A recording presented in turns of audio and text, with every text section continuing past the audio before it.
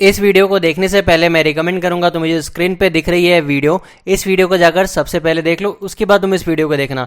इस वीडियो की तुम्हें लिंक डिस्क्रिप्शन में मिल जाएगी, तुम जाकर उस वीडियो को चेकआउट करो, अच्छे से उसे देख लो, फिर तुम्हारे लिए जो ये वीडियो है ये अच्छे से समझ में आएगी। तो चलो इस वीडियो को स्टार्ट करते हैं। मैंने उसी वीडियो में बता दिया था कि अब जो नेक्स्ट वीडियो आने वाली है वो होगी कि राउंड 2 की जो अलॉटमेंट है उसकी क्या क्या आउटकम्स हो सकती है, मैं वो यहाँ पर तुम्हें बताने वाला हूँ। कुछ माइंड मैप तुम लोग पहले से रेडी कर लो, तब ये वीडियो तुम्हें अच्छे से समझ में आएगी। यहाँ पर देखो, किसी बच्चे की ये चॉइस लिस्ट है, उसने 1 2 3 4 5 6 कॉलेज को भरा है।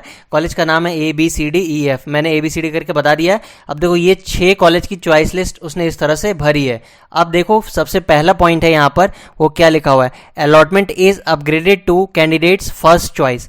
और एक चीज मैं पहले बता देता हूं, क्योंकि यहां पर राउंड 2 की आउटकम्स की डिस्कशन हो रही है, तो पहले मैं तुम्हें बता देता हूं, इस बच्चे की जो राउंड 1 की अलॉटमेंट थी उसमें इसे ये ई जो कॉलेज है ये मिली थी। ये राउंड 1 के अलॉटमेंट में से कॉलेज ई मिली थी, यानी कि 5th चॉइस उसे राउंड 1 में मिला था। अब देखो यहां पर क्या आउटकम होने वाली है और इसमें फर्स्ट पॉइंट क्या लिखा हुआ है।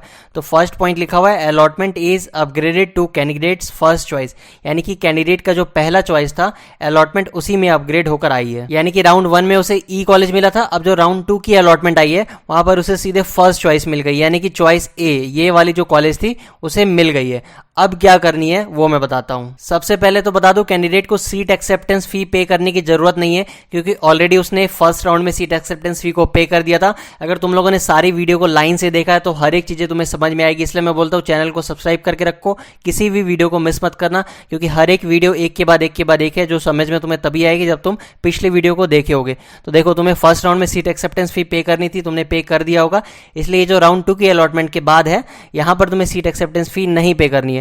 अब देखो, but he she must download new allotment letter, एकदम मस्ट है, डाउनलोड करके रख लेना, मैं तो बोलूंगा प्रिंट भी करके एक अलग से रख लेना अपने घर पे पहले ही। And report to the newly allotted institute and complete all admission formalities, और तुम्हें जाकर जो भी कॉलेज अलॉट होगी, यानी कि जो फर्स्ट चॉइस जो तुम्हें चॉइस ए जो दिख रही है, ये कॉलेज तुमने जो भी फिल किया था, यहां पर तुम्हें जाना है और जाकर तुम्हारी एडमिशन की सारी फॉर्मेलिटी को पूरी कर लेनी है। एडमिशन की फॉर्मेलिटी बोलने का मतलब हो गया कि तुम्हें वहीं पर जाकर एडमिशन करवानी होगी। और पीआई रिपोर्टिंग, वहां पर पीआई ऑफिसर होते हैं, वो तुम्हें एक पीआई रिपोर्टिंग रेसिप्ट बनाकर देंगे, उस पर उनका साइन होगा, यानी कि तुम्हारा एडमिशन प्रोसेस वो सारी चीजें कंप्लीट हो गई है।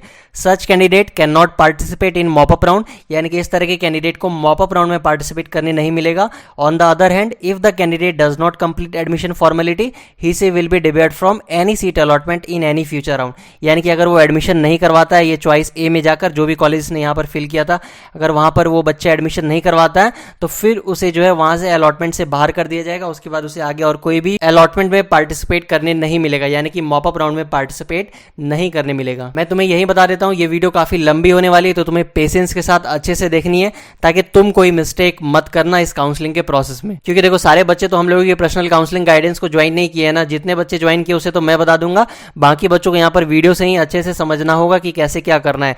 तो अब देखो, यहाँ पर ये थी केस 1, यानी कि जो फर्स्ट केस था वो ये हो सकता था कि तुम्हें फर्स्ट चॉइस मिल गया। पहले जो भी मिला था राउंड 1 में उससे मतलब नहीं है, 6th चॉइस तुम्हें मिला था। देखो, मैंने यहाँ पर बताया था ना, तुम्हें 5th वाली चॉइस मिली है, ई नंबर। मैंने यहाँ पर तुम्हें बताया था ना, तुम्हें 5th चॉइस मिली है, यानी कि ई चॉइस मिली थी राउंड 1 में, तुम्हें ये कॉलेज मिली थी, तुमने यहीं पर जाकर वेरिफिकेशन वो सारी चीजें करवाई थी। लेकिन अब जो राउंड 2 की अलॉटमेंट है, तुम्हें ए चॉइस मिल गई, तो तुम्हें वहीं पर जाकर एडमिशन करवानी होगी। अब देखो, इसलिए बच्चों को फर्स्ट चॉइस जो है बेस्ट चॉइस फिल करना होता है। अब देखो सेकंड केस क्या हो सकती है, allotment is upgraded but to candidate second or later choice, such candidate may decide to join the institute of upgraded allotment and complete all admission formalities for which he she must download new allotment letter and report to the newly allotted institute. अब यहाँ पर देखो, पहले मैं बता देता हूँ इस पॉइंट का मतलब क्या है, upgraded but candidate second or later choice. तो इसका मतलब यह है कि तुम्हें सेकंड से लेकर नीचे कोई भी चॉइस अगर मिलेगी 4th तक, तुम्हें राउंड 1 में 5th चॉइस मिली थी, मैंने बता दिया, ये रेफरेंस लेकर मैं स्टार्ट से चल रहा हूं, तुम्हें राउंड 1 में मिली थी ये 5th चॉइस, अब तुम्हें या तो सेकंड मिली या थर्ड मिली या 4th मिली। फर्स्ट का केस मैंने पहले बता दिया। अब देखो, ये जो सेकंड केस है, इसमें तुम्हें ये चॉइस या ये इस तीनों में से अगर कोई चीज मिलती है तो तुम्हें क्या क्या करनी होगी। तो तुमने ऑलरेडी राउंड 1 में जाकर डॉक्यूमेंट वेरिफिकेशन की प्रोसेस को कंप्लीट कर लिया है, तो तुम्हें राउंड 2 में जो भी मिलेगी, सेकंड चॉइस मिली, थर्ड चॉइस मिली या 4th चॉइस, जो भी चॉइस मिलेगी उस तीनों में से तुम्हें वहां जाकर उस कॉलेज में जाकर पीआई रिपोर्टिंग की सारी फॉर्मेलिटीज को कंप्लीट करनी होगी, एडमिशन प्रोसेस को वहां पर कंप्लीट करना होगा। और अगर तुम ये करना चाहते हो तो तुम्हें जो है अलॉटमेंट लेटर डाउनलोड करके ले जानी होगी और सारे डॉक्यूमेंट्स को लेकर जाना होगा वो इंस्टीट्यूट में। तो यहाँ से तुम्हें क्या समझ आई, तुम्हें अगर सेकंड या उससे नीचे कोई भी चॉइस अगर मिलती है, सेकंड थर्ड फोर्थ में से कोई भी चॉइस, तो तुम वहां पर जाकर एडमिशन करवा सकते हो। सारे डॉक्यूमेंट्स लेकर तुम्हें जानी होगी। और अगर तुम वहां पर एडमिशन नहीं करवाते हो, on the other hand they may not decide to join the institute of upgraded allotment in earlier cases, the candidates can not participate in the mop up round. यानी कि तुम फिर मॉपअप राउंड में पार्टिसिपेट नहीं कर पाओगे। तो चलो वीडियो में मैं आगे मूव करूं उससे पहले मैं यहाँ पर तुम्हें कुछ चीजें दिखा देता हूं, कैसे बच्चों से बातचीत होती है जो बच्चे काउंसलिंग गाइडेंस को ज्वाइन करते हैं। क्योंकि काफी बच्चों को डाउट होती है कैसे भैया ज्वाइन करेंगे, कैसे भैया कॉल आएगी, कैसे क्या होगा, कैसे डाउट्स को पूछेंगे। तो देखो यहाँ पर कल ही यहाँ पर एस्टरडे तुम्हें दिखाई दे रही होगी, कल ही इस बच्चे ने ज्वाइन किया है। तो फर्स्ट मैसेज तुरंत चली गई, जैसे उसने फॉर्म को सबमिट किया उसके बाद इधर से उसे मैसेज गई, उसने फिर रिप्लाई किया, फिर उसे रैंक कार्ड भेजने के लिए कहा गया और we will call you back within 30 minute. यहाँ देखो 7:01 पर इसे मैसेज भेजा गया है। फिर इसने रैंक कार्ड जैसे ही भेज दिया तुरंत 7:01 PM में, इसे तुम देख सकते हो 7:05 PM में इधर से कॉल चली गई, कॉल बैक, और लगभग 8 मिनट तक इससे बातचीत हुई, सारी डिस्कशन हुई, कैसे क्या है, इसकी क्या इंटरेस्ट है, कौन सा कॉलेज, कौन सा ब्रांच, वो सारी चीजों की डिस्कशन हुई। उसके बाद कॉल कंप्लीट हो गई। अब धीरे धीरे सारे बच्चों को चॉइस फिलिंग भेजी जा रही है, एक एक करके सबको भेजी जाएगी। फिर इसकी भी जब चांस आएगी फिर से इसे कॉल पर इससे हर तरह की डिस्कशन कर ली जाएगी। उसके बाद इसे उसके अकॉर्डिंग चॉइस फिलिंग भेज दी जाएगी। और फिर देखो जैसे ही इस बच्चे ने अपनी कैटेगरी सर्टिफिकेट भेजी थी तो मैंने इसे बता दिया कि इसे अपग्रेड करवानी है, अपडेट करवानी है, तो तुम इसे अपडेट करवा लो। और मैंने ये भी बोल दिया कि वेबसाइट पर मेंशन्ड है ओबीसी वाले कैंडिडेट्स को ये सर्टिफिकेट को अपडेट करवानी, तो वो मैंने इसे बता दिया। फिर इसने पूछा कि क्या ये साइबर कैफे से जाकर होगा, तो मैंने बता दिया कि क्या तुम्हें डॉक्यूमेंट लगने वाली है, कहाँ एप्लीकेशन करना है और क्या प्रोसेस होगी, वो सारी चीजें हो गई। यहाँ पर इसने इंटरेस्ट भेजा है अपना, इसी के अकॉर्डिंग इसकी चॉइस फिलिंग इसको भेजी जाएगी। अब देखो फिर इस बच्चे ने, तुम्हें ये मीट की लिंक दिख रही होगी, गूगल मीट की लिंक, तो काफी बच्चों से गूगल मीट के थ्रू बात किया जाता है, तो इसे गूगल मीट का लिंक भेजा मैंने। फिर इसने ज्वाइन किया, उसके बाद सारी डिस्कशन वहां पर हुई। डिस्कशन खत्म होने के बाद भी इसकी एक क्वेरी रह गई। देखो 11:03 में इसने मैसेज किया, भैया एक क्वेश्चन रह गया, अगर ब्रांच चेंज करके सपोज सीएससी लेता हूँ 3 इयर्स का कोर्स क्या 4 इयर्स का हो जाएगा? तो मैंने बता दिया कि नहीं, ये 3 इयर्स का ही होगा। उसके बाद मैंने इसे मटेरियल भी भेज दिया कि सी लैंग्वेज के लिए तुम्हें कहाँ से पढ़नी है, ताकि इसे पहले से ही पता चल जाए कि जब ये कॉलेज में ज्वाइन करेगा तो इसे क्या क्या चीजें पढ़ाई करनी होगी, ताकि इसे अच्छे से अभी से चीजों की समझ हो जाए। अब देखो यहाँ पर मैंने फिलहाल इसे 1 शॉट सी लैंग्वेज का वीडियो भेजा है, मतलब मैंने ब्रीफ में थोड़ा इसे आइडिया लेने के लिए बता दिया कि हाँ ये चीज है, अगर तुम्हें इंटरेस्ट आ रही है तभी तुम सीएससी ब्रांच लो। जनरली इस बच्चे का इंटरेस्ट था मेटलर्जी ब्रांच में, इसलिए इसने कहा था कि अगर मैं ब्रांच चेंज करता हूं तो क्या करना होगा, उसके अकॉर्डिंग मैंने इसके डाउट को सॉल्व कर दिया। अब फिर देखो यहाँ पर इस बच्चे ने पूछा है मैकेनिकल मेरा फर्स्ट प्रेफरेंस है, बट वो अगर नहीं मिला तो ओके। कहने का मतलब था अगर मैकेनिकल नहीं मिलती है मेरे रैंक में तो कोई और चीज, कोई और ब्रांच जो मिल सकती है वो मैं फिल कर दूंगा। उसके बाद फिर देखो इसे मैंने पूछा और कोई डाउट है, तो इसने कहा कि हाँ, अपने फाइनेंशियल कंडीशन इन चीजों के बारे में बताया, इसलिए मैं गवर्नमेंट कॉलेज में जाना चाहता हूँ।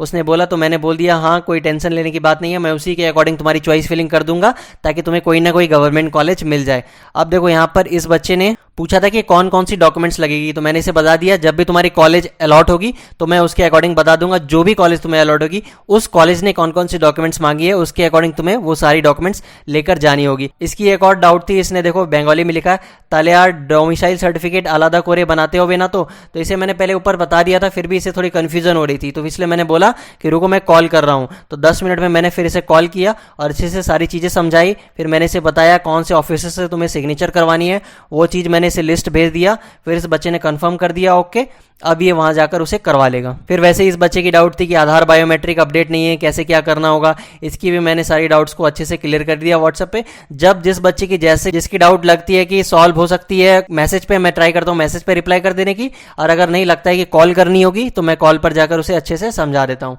आई होप तुम्हें भी समझ में आ गई होगी, अगर तुम काउंसलिंग गाइडेंस को ज्वाइन करते हो तुम्हें कौन कौन सी बेनिफिट्स मिलने वाली है। तो अब अगर तुम लोग भी हम लोग की पर्सनल काउंसलिंग गाइडेंस को ज्वाइन करना चाहते हो, डिस्क्रिप्शन में तुम्हें लिंक मिलेगी, सिर्फ उस लिंक पर क्लिक करना है, ये गूगल फॉर्म खुल जाएगी।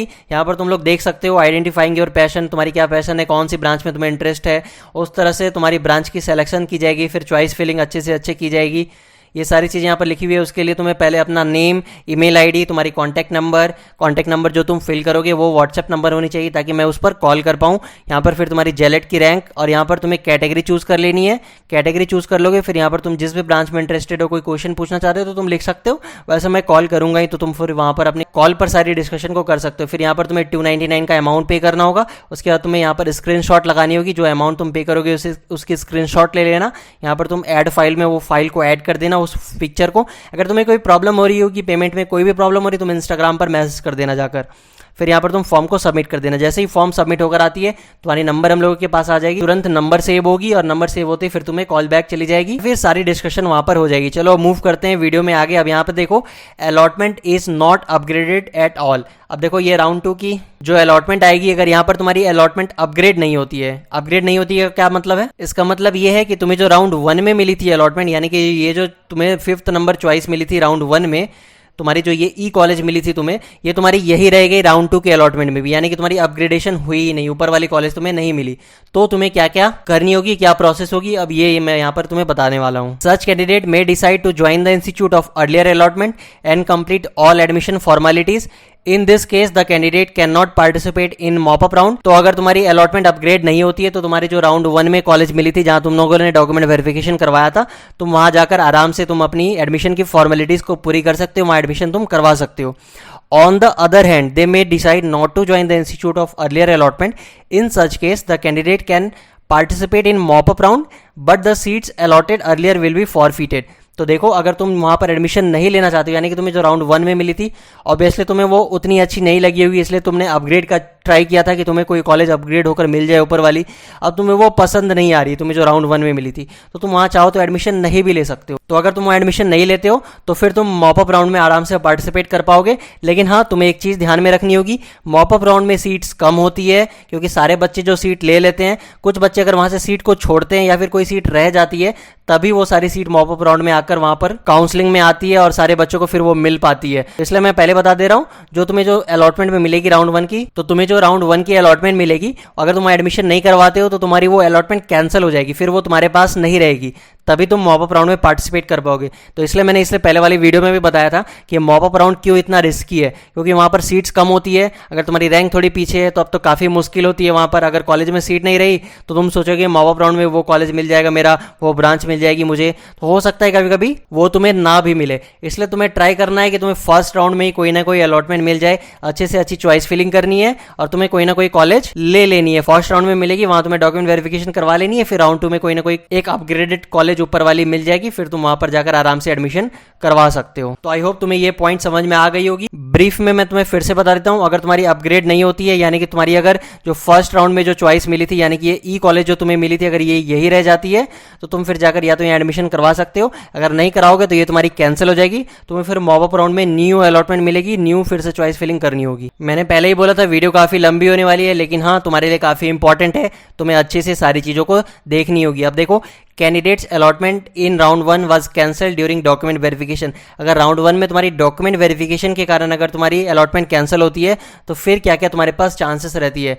अलॉटेड इन फर्स्ट चॉइस, फिर से देखो, तुम्हारी अगर फर्स्ट चॉइस में अलॉटमेंट मिल जाती है, यानी कि सपोज तुम्हें राउंड 1 में ये कॉलेज मिली थी, तुमने यहाँ जाकर डॉक्यूमेंट वेरिफिकेशन करवाया, लेकिन तुम्हारी डॉक्यूमेंट वहां पर गलत पाई गई, तो तुम्हारी वो अलॉटमेंट कैंसिल हो जाएगी, फिर तुम्हें ये कॉलेज नहीं मिलेगी। फिर तुम्हारी राउंड 1 में अलॉटमेंट आएगी फिर से, और सपोज इस बार तुम्हारी ये कॉलेज मिल गई, तुम्हें ए कॉलेज जो तुम्हारी फर्स्ट चॉइस, अगर तुम्हें ये मिल गई, तो फिर देखो तुम्हें क्या क्या करनी होगी। तो तुम्हें candidate must report to allotted institute with allotment letter and all other document for verification. तो वही है जो तुम्हारी फर्स्ट चॉइस होगी, जो ए कॉलेज जो भी होगी तुमने जो फिल किया था, वहां पर जाकर तुम्हें सारी डॉक्यूमेंट्स को लेकर जानी है और डॉक्यूमेंट की वेरिफिकेशन को कंप्लीट करनी है, क्योंकि राउंड 1 में जो तुम्हारी अलॉटमेंट मिली थी, वहां पर तुम्हारी डॉक्यूमेंट वेरिफिकेशन कैंसिल हुई थी, कोई डॉक्यूमेंट तुम्हारी गलत पाई गई थी।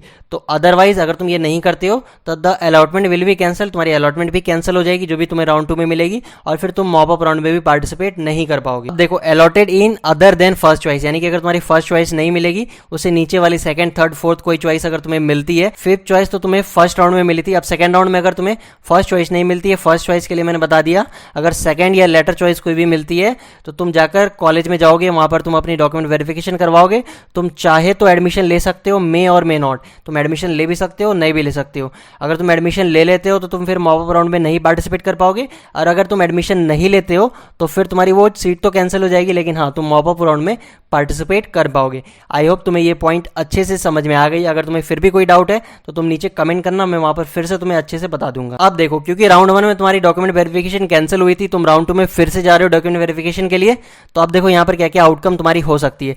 Present allotment may be cancelled if candidate is found ineligible for it by his or actual academic score category certificate ETC, such candidate can participate in mop up round. यहाँ पर फिर से हो सकती है कि तुम्हारी अलॉटमेंट कैंसिल हो जाए अगर तुम्हारी डॉक्यूमेंट फिर से गलत पाई गई। तो अगर तुम्हारी डॉक्यूमेंट फिर से गलत पाई गई, फिर तुम मॉप अप राउंड में तुम्हें पार्टिसिपेट करनी होगी। यहाँ से तुम्हारी सेकंड राउंड से भी तुम्हारी अलॉटमेंट कैंसिल हो जाएगी। अब देखो, if the document verification is successful, अब अगर तुम्हारी राउंड 2 में डॉक्यूमेंट वेरिफिकेशन सक्सेसफुल हो जाती है and he she has been allotted to a seat in his or first choice, यानी कि तुम्हें अगर फर्स्ट चॉइस मिलती है, जो तुम ए कॉलेज फिल किए थे, अगर वो मिल जाती है तो तुम्हें जो है वहीं पर कंप्लीट करनी होगी एडमिशन प्रोसेस को, और तुम मॉप अप राउंड में पार्टिसिपेट नहीं कर सकते हो। तुम्हें ध्यान रखनी है, तुम्हारी डॉक्यूमेंट वेरिफिकेशन कंप्लीट होती है अगर तुम्हें फर्स्ट चॉइस में, तो तुम्हें वहीं पर एडमिशन करवानी होगी। तुम एडमिशन नहीं करवाओगे तो तुम जो है काउंसलिंग प्रोसेस से भी बाहर हो जाओगे, तुम्हें जो है फिर मॉप अप राउंड में भी पार्टिसिपेट करने नहीं मिलेगा। तो तुम्हें ध्यान रखना है, फर्स्ट चॉइस मिलेगी तो तुम वहाँ एडमिशन करवा लेनी है। If the document verification is successful and he she has been allotted a seat in his second or later choice, जैसे देख लो मैं तुम्हें अच्छे से बता देता हूं, अगर तुम्हें सेकंड या उससे नीचे वाली कोई चॉइस मिलती है, यानी कि अगर तुम्हें फर्स्ट चॉइस ये नहीं मिली, ये मिली, ये या फिर ये मिलती है या इसके नीचे कोई भी मिलती है, क्योंकि राउंड 1 में तुम्हें ये मिली थी लेकिन तुम्हारी वो कैंसिल हो गई थी ना, तो सेकंड राउंड में तुम्हें फिर से मिल सकती है ये, या इससे नीचे वाली भी मिल सकती है। तो अगर तुम्हें ये सब में से कोई मिलती है तो तुम चाहो तुम एडमिशन करवा सकते हो, तो तुम फिर मॉप अप राउंड में पार्टिसिपेट नहीं कर पाओगे। लेकिन हाँ, अगर कैंडिडेट एडमिशन नहीं करवाता उस चॉइस पर तो तुम जाकर मॉप अप राउंड में पार्टिसिपेट कर सकते हो। आई होप तुम्हें ये भी पॉइंट अच्छे से समझ में आ गई होगी। अब देखो, ये फाइनल पॉइंट है राउंड 2 के अलॉटमेंट के बाद, ये लिखा है देखो, candidate did not get any allotment in round 1 gate fresh allotment in round 2, यानी कि जिसे राउंड 1 में कोई भी अलॉटमेंट नहीं मिला था। मैंने इसे पहले वाली वीडियो में बताया था, फर्स्ट पॉइंट जो थी, कोई भी अलॉटमेंट नहीं मिलता है जिसे राउंड 1 में। ऑब्वियसली इसने मिस्टेक किया होगा चॉइस फिलिंग में, इसलिए इसे राउंड 1 में कोई अलॉटमेंट नहीं मिलेगी। तो देखो, ऐसे बच्चों को सीट एक्सेप्टेंस फी पे करनी है, क्योंकि इसे पहली बार चॉइस मिल रही है, तो इसे 5000 का सीट एक्सेप्टेंस फी पे करना होगा, अलॉटमेंट लेटर डाउनलोड करना होगा। और अगर ये सीट एक्सेप्टेंस फी को पे नहीं करता है तो इसकी अलॉटमेंट भी कैंसिल हो जाएगी और फिर इसे कोई भी अलॉटमेंट नहीं मिलेगी और मॉप अप राउंड में भी इसे पार्टिसिपेट करने नहीं मिलेगा। तो इसे सीट एक्सेप्टेंस फी को पे करना ही करना है, जिसे भी राउंड 2 में पहली बार अलॉटमेंट मिलेगा। उसके बाद जब सीट एक्सेप्टेंस फी पे हो जाती है, अलॉटमेंट लेटर डाउनलोड हो जाती है, तो कैंडिडेट को जो भी कॉलेज मिलेगी वहां पर जाकर सारे डॉक्यूमेंट वेरिफिकेशन की प्रोसेस को कंप्लीट करनी होगी। अगर वो नहीं करवाता है तो उसकी अलॉटमेंट कैंसिल हो जाएगी और फिर उसे मॉप अप राउंड में पार्टिसिपेट करने नहीं दिया जाएगा। एक एक स्टेप पर तुम्हें मैं अच्छे से बता दे रहा हूं। पहले सीट एक्सेप्टेंस फी पे करनी होगी, अगर तुम्हारी पहली बार राउंड 2 में अलॉटमेंट मिलेगी तो 5000 तुम पे करोगे। उसके बाद तुम्हें डॉक्यूमेंट्स लेनी है, डॉक्यूमेंट्स लेकर कॉलेज जानी होगी, कॉलेज में जाकर डॉक्यूमेंट की वेरिफिकेशन करवानी होगी। वो भी अगर तुम नहीं करवाते हो, अगर तुम छोड़ देते हो तो फिर तुम बाहर हो जाओगे राउंड 2 से और फिर तुम्हें मॉप अप राउंड में भी पार्टिसिपेट करने नहीं मिलेगा। प्रेजेंट अलॉटमेंट में भी cancel if candidate is found ineligible, अगर एकेडमिक स्कोर, कैटेगरी सर्टिफिकेट ये सब तुम्हारी गड़बड़ होती है तो तुम, क्योंकि पहली बार जा रहे हो सकती है तुम्हारी गड़बड़, अगर गड़बड़ होती है तो फिर तुम वहां से बाहर हो जाओगी और फिर तुम्हें मॉप अप राउंड में पार्टिसिपेट करने के लिए मिलेगा। इसलिए बोल रहा हूँ, कोई भी मिस्टेक मत करो, सारी चीजों को अच्छे से लेकर पहले बार में ही जाओ ताकि तुम्हें पहले बार में अलॉटमेंट मिले, वेरिफिकेशन अच्छे से हो जाए। अब देखो, अगर वेरिफिकेशन तुम्हारी सक्सेसफुल हो जाती है, he has been allotted a seat in his first choice, first choice मिलेगी तो तुम्हें वहीं पर फिर यही सारे प्रोसेस सेम है। फर्स्ट चॉइस मिलेगी तो तुम्हें एडमिशन लेनी होगी, नहीं लेते हो तो तुम फिर बाहर हो जाओगे। और अगर तुम्हें सेकंड या उससे नीचे वाली कोई भी चॉइस मिलेगी तो तुम वहां जाकर एडमिशन ले भी सकते हो और एडमिशन नहीं भी ले सकते हो। अगर तुम एडमिशन लेते हो तो तुम फिर मॉप अप राउंड में पार्टिसिपेट नहीं कर पाओगे, और अगर तुम उससे नीचे वाले कोई भी चॉइस में ले लेते हो एडमिशन, यानी कि अगर तुम्हें ये सारी अलॉटमेंट मिलती है, अगर तुम यहाँ पर एडमिशन ले लेते हो तो तुम फिर मॉप अप राउंड में पार्टिसिपेट नहीं कर पाओगे। और अगर तुम एडमिशन नहीं लेते हो डॉक्यूमेंट वेरिफिकेशन के बाद तो तुम मॉप अप राउंड में पार्टिसिपेट कर सकते हो, लेकिन तुम्हारी ये चॉइस जो है तुम्हारे पास नहीं रहेगी। आई होप तुम्हें हर एक पॉइंट, जो मैंने 5 पॉइंट बताए, अच्छे से समझ में आई। अगर नहीं आई फिर से तुम देखो हर एक पॉइंट को, और हर एक पॉइंट काफी क्रूशियल है तुम्हारे लिए। ये तुम्हारी जो काउंसलिंग की प्रोसेस चलेगी, तुम्हें हर टाइम इसे ध्यान में रखनी होगी ताकि तुमसे कोई मिस्टेक ना हो, तुम्हें कोई ना कोई कॉलेज अलॉट हो जाए, तुम्हारी वहां एडमिशन हो जाए और तुम्हारी इंजीनियरिंग वहां पर स्टार्ट हो जाए। आई होप तुम्हें ये वीडियो अच्छी लगी होगी, तो तुम इस वीडियो को एक लाइक कर दो, काफी एफर्ट लगती है वीडियो को बनाने में। और हाँ, चैनल को सब्सक्राइब करके रखो। अगर तुम हम लोगों की पर्सनल काउंसलिंग गाइडेंस को ज्वाइन करना चाहते हो तो तुम जाकर इंस्टाग्राम पर भी मैसेज कर सकते हो, या फिर तुम्हें डिस्क्रिप्शन में भी फॉर्म मिल जाएगी, तुम वहां पर भी उसे फिल कर सकते हो। Thank you for watching this video. मिलते हैं नेक्स्ट वीडियो में।